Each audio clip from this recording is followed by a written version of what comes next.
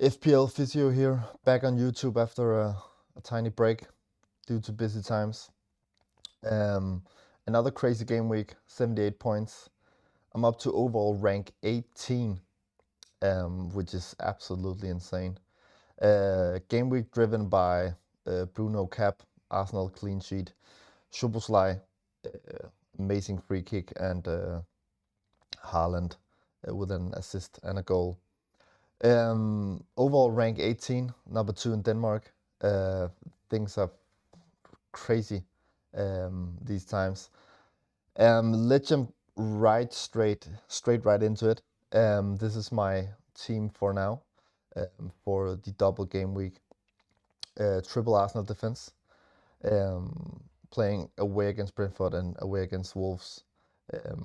You need to have 3 Arsenal players for sure. It doesn't have to be 3 defenders, but you need 3 at least. Virgil away against Sunderland, pretty happy with that.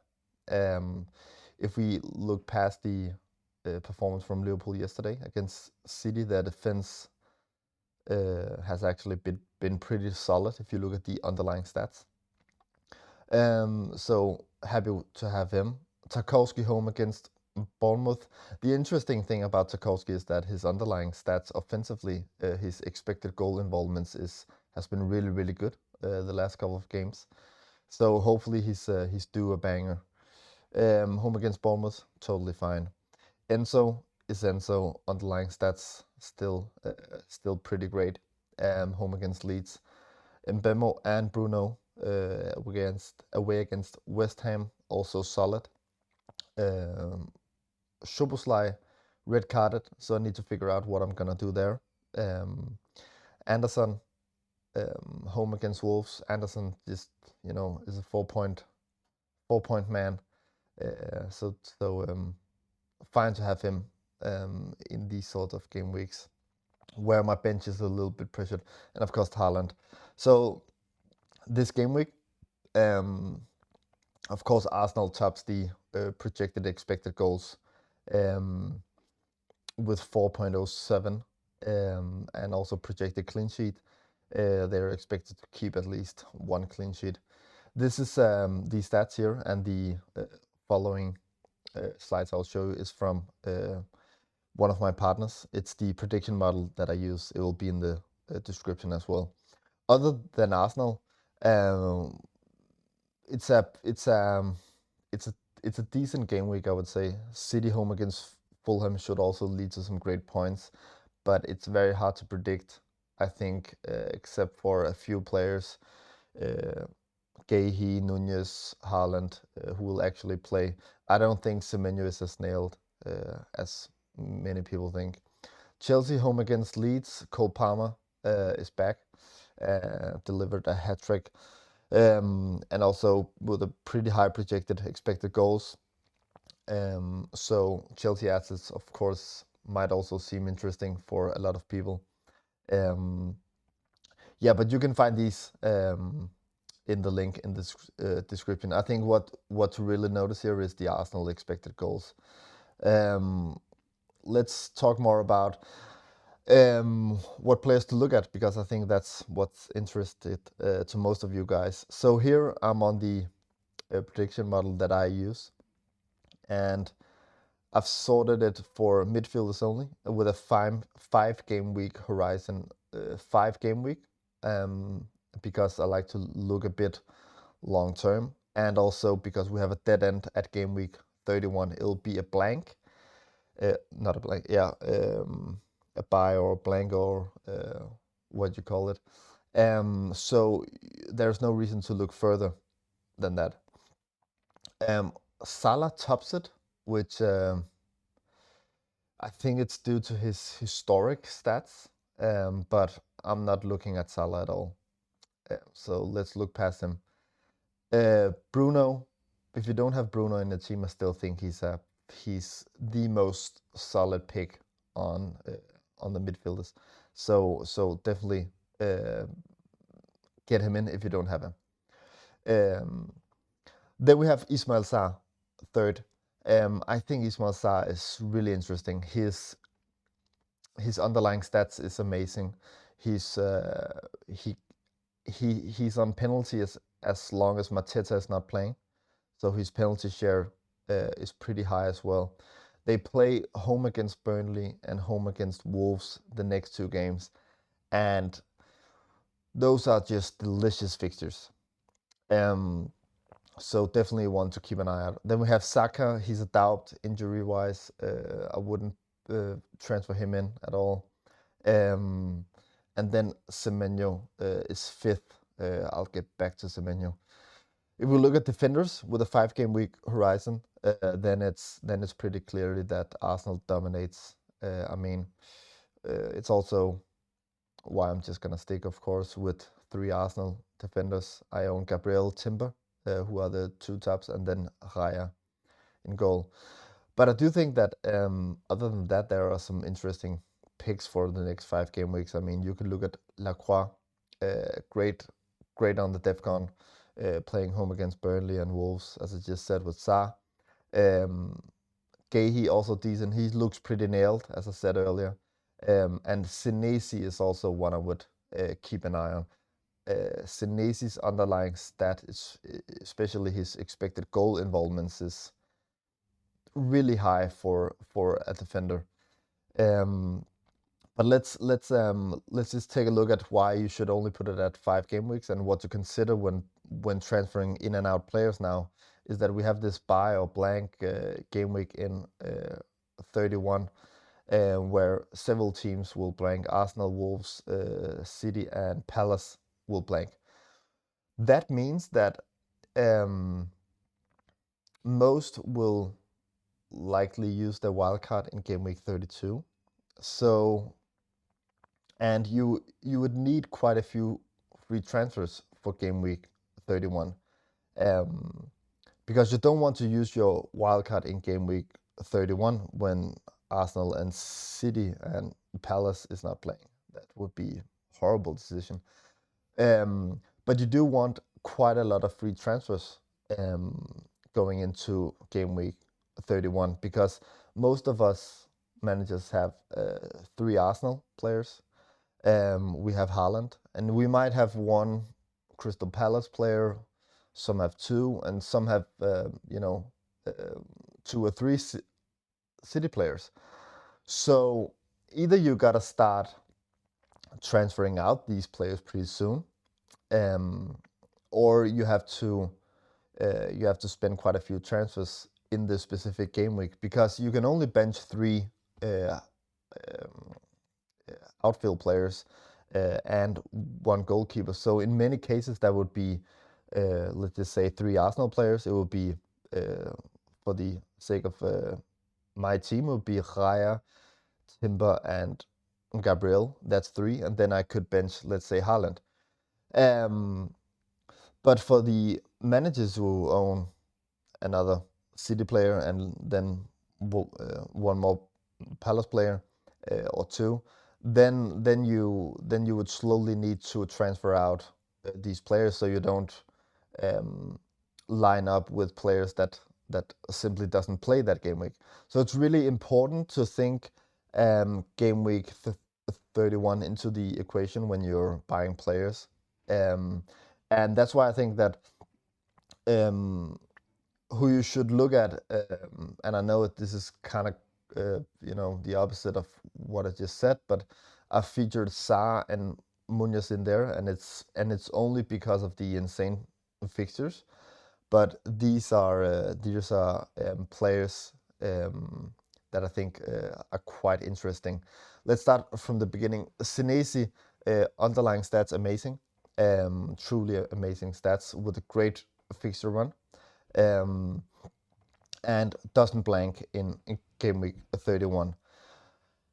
This is my point. I think that you should mainly look at players who doesn't blank in game week 31, because it will be maybe 1 transfer less used, or Ismail Sarr, as I said, mainly due to the amazing underlying stats. Penalty share, expected goals and expected assist share is also high. His numbers is just great. Great run of fixtures. But again, you would need to transfer him out in game week 31. Probably. or likely, because he blank in 31. A player that doesn't blank in 31 and is pretty decent on underlying and he's cheap is Harry Wilson. Great fixture in game week 31. I think they play home against Burnley. So to buy a player like Wilson and Anderson is quite a great pick because they have such a great fixture in game week 31, and up until then, they also have some pretty decent fixtures. So those might seem more interesting than players from Palace. I would say you could go two different routes here. Palace would be the more aggressive path or route, and um, Fulham would be the more conservative path. And I think that by I think it depends on how many free transfers you have. If you have one or two free transfers, then um, the Wilson, Anderson, Bruno, Sinisi way might be the way. And if you have 4 to 5 free transfers, then you could go to Sa and Munoz um, because you have a lot more flexibility. And this is why rolling your free transfers is often a very, very good strategically move.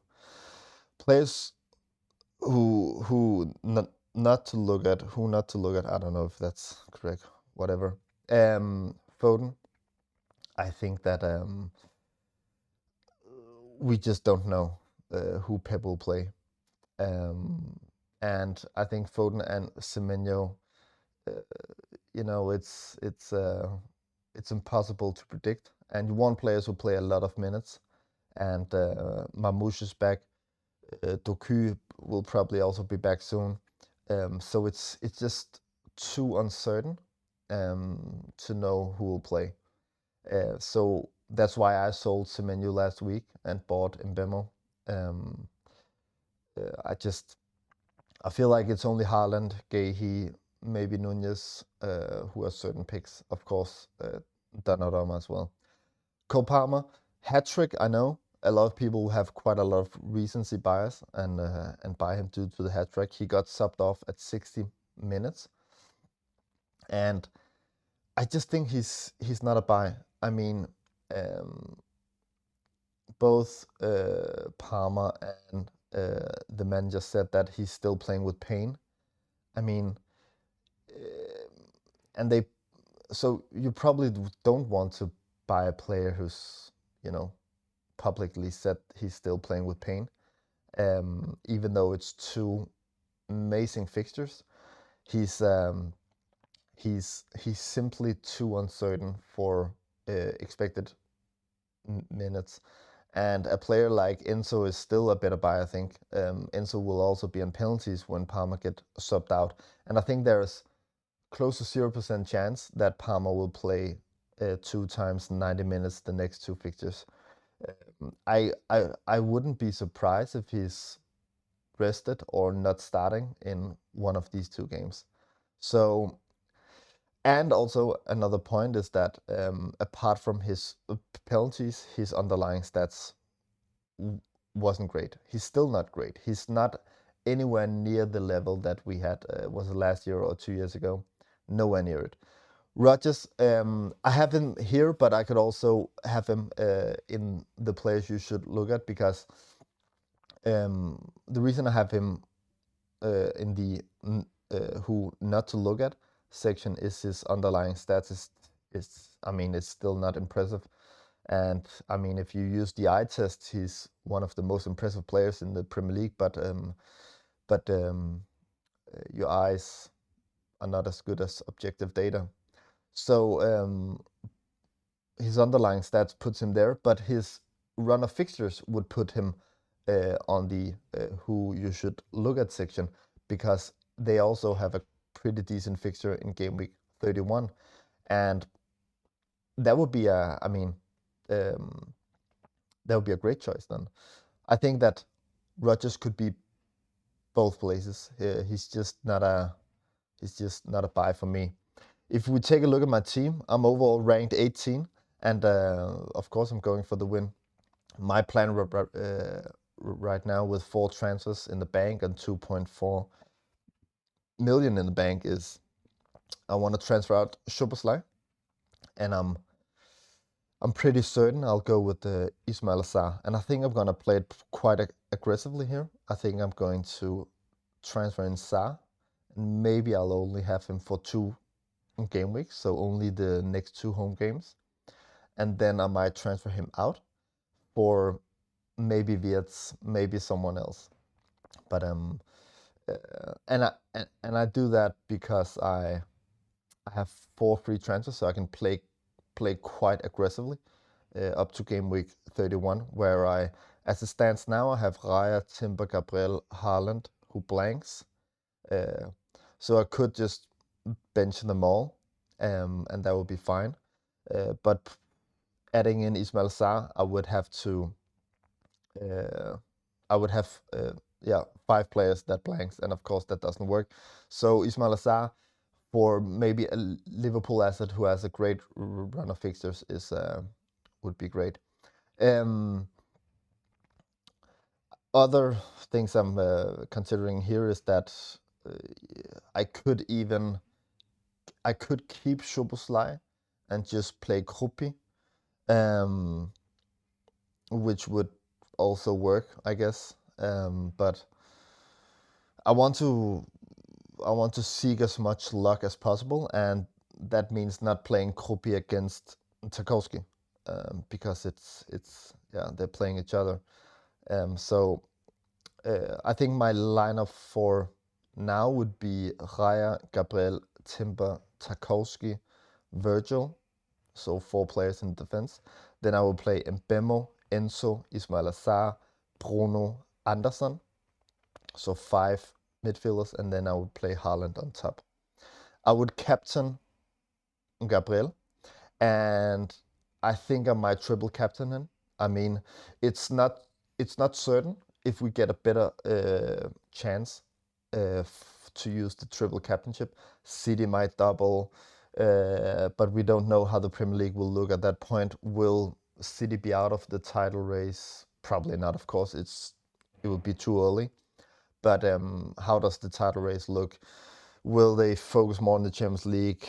How will the double look like? Will Haaland be injured? Blah, blah, blah, right? And triple captain Gabriel against Brentford away and Wolves away would be a decent pick, I think. I expect him to get somewhere around 8-9 points at minimum. That would mean only 1 clean sheet in one of those matches, and I mean that would be an okay triple captain haul. And of course, a goal would take us all to the skies. So that's my thinking. Let me know what questions you have. Let me know what you're thinking, and let me know if you enjoyed this content. I don't know if I'll, post more content, but this season is just too crazy to not invite you on the journey. I use the community a lot to make my decisions. I have my very, very own chat group with some amazing managers, and I use them a lot, but I also use the community a lot. So I feel like this is not me doing well. This is me and the guys in the chat group, but also you guys in the on X and on 1-2 or other places where I roam that influence me with ideas and provoke me with your good and bad questions, and so I think this is a we journey instead of I. Thank you for watching. Hopefully I'll be back, and I hope you enjoyed this content. See you.